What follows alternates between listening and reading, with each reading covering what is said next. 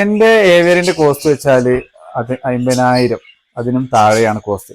അതിന് ഫസ്റ്റത്തെ കാരണം എന്ന് വെച്ചാൽ മെറ്റീരിയൽസ് വാങ്ങാൻ മാത്രം അന്ന് റേറ്റ് കുറവായിരുന്നു. എനിക്ക് ഒരു 28-30 റുപ്യേന് മെറ്റീരിയൽസ് ആട്ടോ വന്നത്. ഇപ്പം എന്ത് പറഞ്ഞാലും നമ്മൾ ലേബർ അടക്കം ഒരു 50,000 താഴെയാണ് എനിക്ക് വന്നത്.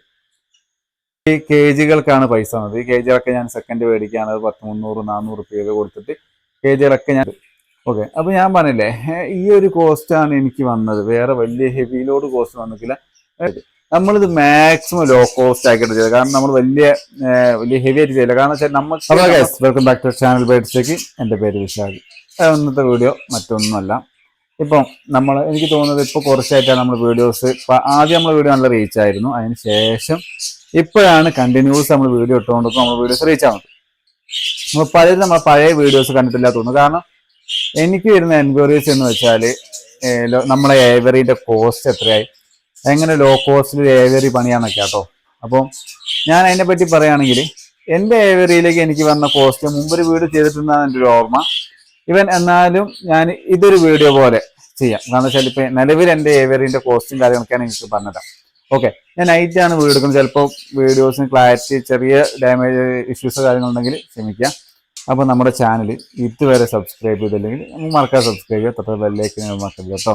അപ്പോഴാണ് ഞാൻ അപ്ലോഡ് ചെയ്യുന്ന ഇത്തരം പെറ്റുമായി റിലേറ്റഡ് ചെയ്ത വീഡിയോ നമുക്ക് അപ്പോൾ തന്നെ കിട്ടുള്ളൂ. ഓക്കെ, നമുക്ക് നേരെ വീഡിയോയിലേക്ക്.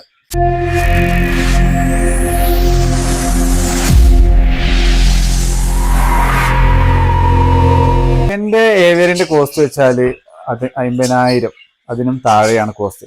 അതിന് ഫസ്റ്റത്തെ കാരണം എന്ന് വെച്ചാൽ ഇതിൻ്റെ ലേബർ അല്ലെങ്കിൽ ഇതിൻ്റെ വർക്ക് എടുത്തത് എൻ്റെ ഏട്ടൻ തന്നെയാണ്. അപ്പം എനിക്ക് സ്ട്രക്ചർ കാര്യങ്ങളടിക്കാൻ മൂപ്പര് സാധാരണ ഒരു ഇൻഡസ്ട്രി വർക്കിൻ്റെ കൂലിയ കാര്യങ്ങളൊന്നും മേടിച്ചിട്ടില്ല. നമ്മൾ അങ്ങോട്ട് കൊടുക്കുകയാണ് ചെയ്തത്. പിന്നെ ബാക്കിയുള്ള ഫുൾ വർക്ക്, അതായത് മൂപ്പര് സ്ട്രക്ചർ ആക്കി തന്ന് നെറ്റ് അടിച്ച് തന്നു. ഞാൻ കാണിച്ചു തരാം.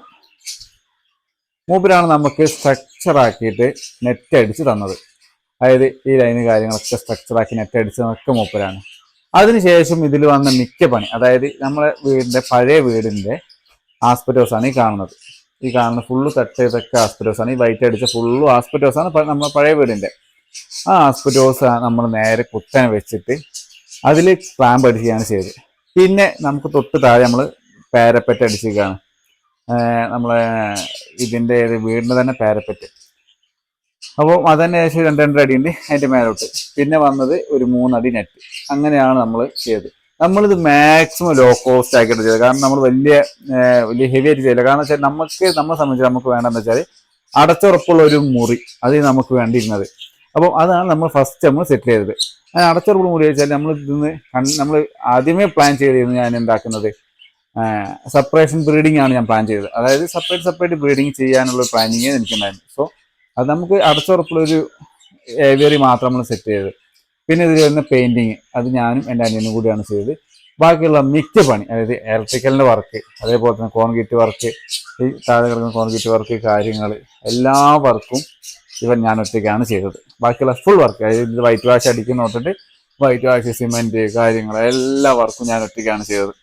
അതുകൊണ്ട് തന്നെ എനിക്ക് മാക്സിമം കോസ്റ്റ് എടുക്കണം. എനിക്ക് അന്ന് ഈ മെറ്റീരിയൽസ് വാങ്ങാൻ മാത്രം അന്ന് റേറ്റ് കുറവായിരുന്നു. എനിക്ക് ഒരു 28-30 റുപ്യേന് മെറ്റീരിയൽസ് ആട്ടോ വന്നത്. അതായത് ഷീറ്റും ഈ കാണുന്ന കമ്പിയും കാര്യങ്ങളൊക്കെ ആയിട്ട് 10-30 റുപ്യ 32 റുപ്യേൻ്റെ അടുത്താണ് വന്നത്.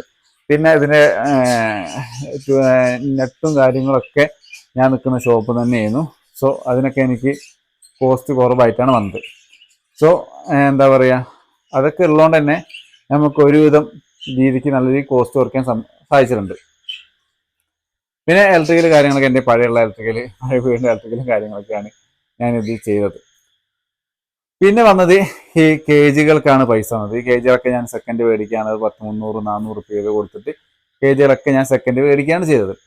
അപ്പം ഈ കേജാണ് നമ്മൾ പുതിയ മേടിച്ചിരുന്നത് കേട്ടോ. ഈ കേജുകൾ മാത്രം നമ്മൾ പുതിയ മേടിച്ചത്. ബാക്കിയുള്ള കേജുകളൊക്കെ നമ്മൾ പഴയത് മേടിക്കുകയാണ് ചെയ്തത്. അപ്പോൾ അതിലൊക്കെ നമുക്ക് റേറ്റ് കുറച്ച്. നമ്മൾ ഒരിക്കലും കേജിലേക്ക് വലിയൊരു ഹ്യൂജ് എമൗണ്ട് ഇൻവെസ്റ്റ് ചെയ്യാതിരിക്കുക.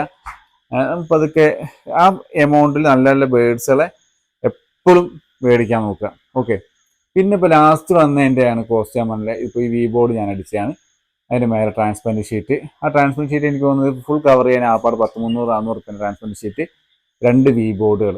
ഒരു വി ബോർഡിന് ഏകദേശം 900 റുപ്യ 950 റുപ്യ വരുന്നത്. അങ്ങനെ 4 8 4 2 വി ബോർഡ്. പിന്നെ ഇത് വന്ന ചിലവുകൾ വെച്ചാൽ ഈ സ്ട്രിപ്പ് ലൈറ്റ് കാര്യങ്ങൾ 10 500 600 സ്ട്രിപ്പ് ലൈറ്റ്. പിന്നെ പിന്നെ വേറെ വലിയ എക്സ്പെൻസ് ഒന്നും വന്നിട്ടില്ല കേട്ടോ. കാരണം തറ വെച്ചാൽ നമ്മുടെ വീടിൻ്റെ വാർപ്പാണ്, അപ്പോൾ അതിനും വലിയ എക്സ്പെൻസ് ഇല്ല. കാരണം ഇത് ഞാൻ മാറ്റാത്തതിന് കാരണം വെച്ചാൽ വെള്ളം നിലത്ത് വീണാലും കാഷ്ടം നിലത്ത് വീണാലും പെട്ടെന്ന് ഡ്രൈ ആയി പോകുന്നതുകൊണ്ട് സ്മെല്ലോ കാര്യങ്ങളോ ഐവേറിയിൽ ഉണ്ടാവില്ല. ഓക്കെ, ഇപ്പോൾ നമ്മൾ ഐവേറിയാണല്ലേ, നമ്മളെപ്പോഴും നൈറ്റ് നമ്മൾ ക്ലീൻ ചെയ്യും. എപ്പോഴും ക്ലീൻ ചെയ്യുക വെച്ചാൽ എപ്പോഴും എവറി നൈറ്റ് ക്ലീൻ ചെയ്ത് കാര്യങ്ങളായിട്ട് എല്ലാ കേജും നമ്മൾ എപ്പോഴും ക്ലീൻ ചെയ്തുകൊണ്ടിരിക്കും. അതെന്താ വെച്ചാൽ നീറ്റ് ഉണ്ടാവാനാട്ടോ. എല്ലാ കേജും എപ്പോഴും നീറ്റ് ഉണ്ടാവാന്ന് വെച്ചാണ് നമ്മൾ എപ്പോഴും ക്ലീൻ ചെയ്യുന്നത്. ഓക്കെ, അപ്പോൾ ഞാൻ പറഞ്ഞില്ലേ ഈ ഒരു കോസ്റ്റാണ് എനിക്ക് വന്നത്, വേറെ വലിയ ഹെവി ലോഡ് കോസ്റ്റ് വന്നിട്ടില്ല. ഇപ്പോൾ എന്ത് പറഞ്ഞാലും നമ്മൾ ലേബർ അടക്കം ഒരു 50,000 താഴെയാണ് എനിക്ക് വന്നത്. അപ്പം ഇപ്പം നിലവിൽ വന്ന എൻക്വയറിൽ ഏറ്റവും കൂടുതൽ എൻക്വയറി വന്നതാണ് നമ്മൾ ഏവിയറിൻ്റെ കോസ്റ്റ്, അത് എത്രയായി, അത് എത്ര നമുക്ക് കുറച്ച് ചെയ്യാൻ പറ്റും എന്നുള്ളത്. അപ്പോൾ നമുക്ക് ഇങ്ങനെ ചെയ്യാൻ പറ്റുള്ളൂ, കാരണം നമ്മൾ അറിയുന്നവരുണ്ടെങ്കിൽ നമുക്ക് ചെയ്യാൻ പറ്റും. എന്നാലും നമുക്ക് 60,000 70,000. പക്ഷേ എൻ്റെ ഇപ്പം അടിച്ചവരെല്ലാവരും തന്നെ എൻ്റെ ശ്രദ്ധപ്പെട്ടത് 90, 1 ലക്ഷം 1.5 ലക്ഷം ഉറുപ്പിക്കാട്ടോ ഏവിയർ അടിച്ചത്. ഞാൻ മാത്രമാണ് ഇത്രയും വലിയൊരു ഏവിയർ, കാരണം അത്യാവശ്യം നല്ല വലിയ ഏവിയർ. ഇപ്പം നിങ്ങൾ കാണുന്നുണ്ട്, വലിയൊരു സ്പേസാണ് നമ്മുടെ ഏവിയർ. അത്യാവശ്യം നല്ല രീതിയിൽ കേജുകൾ കയറാൻ പറ്റുന്നത് 10-200 കേജ് നമുക്ക് ഒരു വൃത്തിക്ക് അടുക്കി വെച്ചാൽ 10-200 കേജോളം കയറാൻ പറ്റുന്ന രീതിക്കുള്ള ഏവിയറാണ് നമ്മളിതുള്ളത്. ഓക്കെ, അപ്പോൾ ഇതാണ് എൻ്റെ ഏവിയറിൻ്റെ കോസ്റ്റ് എന്ന് പറയുന്നത് കേട്ടോ.